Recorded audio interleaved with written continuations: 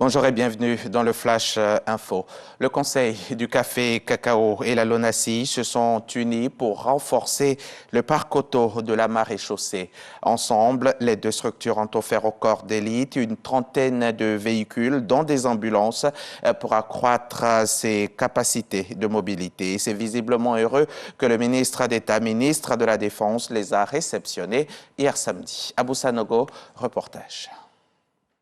Le Conseil Café Cacao et la LONASI apportent un appui opérationnel et logistique aux armées et à la gendarmerie nationale. Et l'appui entièrement dédié à la mobilité terrestre est constitué de 3 pick-up et 3 ambulances offertes par la LONASI et 20 pick-up et 8 véhicules de transport troupes offerts par le Conseil Café Cacao.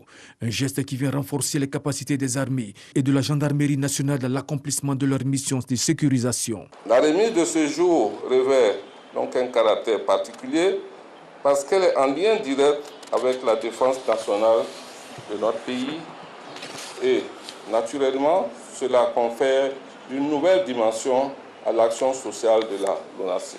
Le Conseil du Café Cacao, au service des producteurs, est aux côtés de nos forces de défense et de sécurité afin d'accroître leur capacité d'action pour garantir aux braves acteurs de la filière Café Cacao une quiétude et un environnement de travail sécurisé.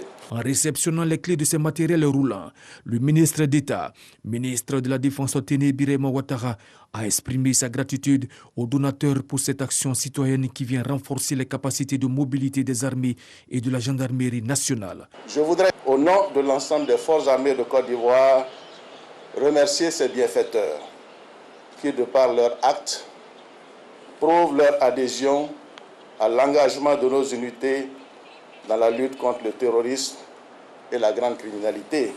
Les dons que nous recevons aujourd'hui viennent soutenir les efforts inlassables que le chef de l'État et le gouvernement ne cessent de fournir pour renforcer le potentiel opérationnel de nos armées. En termes tactiques, cela constitue une capacité d'emport de 390 personnels qui pourront être engagés simultanément sur le terrain. Au plan médical, une prise en charge pourra permettre un transfert rapide sur un plateau technique supérieur. Autre lieu, autre type de don, c'est l'État d'Israël qui vient de doter le KMPC de matériel informatique.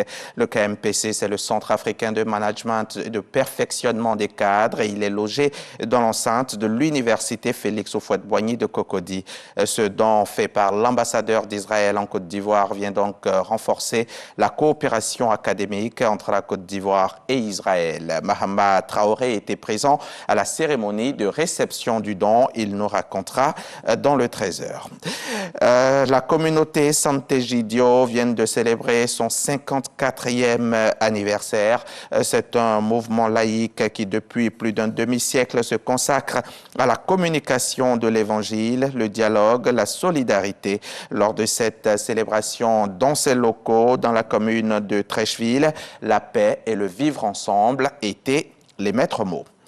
Les 26 biens culturels restitués au Bénin en novembre dernier par la France sont en exposition à la salle des fêtes du palais présidentiel depuis ce samedi matin. Patrice Talon l'a inauguré avec plusieurs invités, dont Roselyne Bachelot, ministre française de la Culture.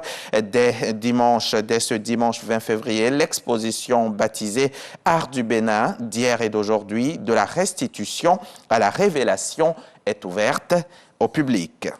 Le Premier ministre éthiopien Abiy Ahmed a officiellement lancé ce dimanche la production d'électricité du grand et très controversé barrage de la Renaissance sur le Nil Bleu, un barrage hydroélectrique, source de tensions régionales depuis plus de 10 ans. Depuis le lancement de ce projet en 2011, l'Égypte et le Soudan font front commun contre l'Éthiopie. Pour ces deux pays situés en aval du fleuve, le Nil est une source d'approvisionnement vitale, fournissant par exemple 97% des besoins en eau de l'Égypte. Si l'Éthiopie devient maîtresse du débit du fleuve, Égypte et Soudan redoutent de manquer d'eau et de perdre des surfaces cultivables.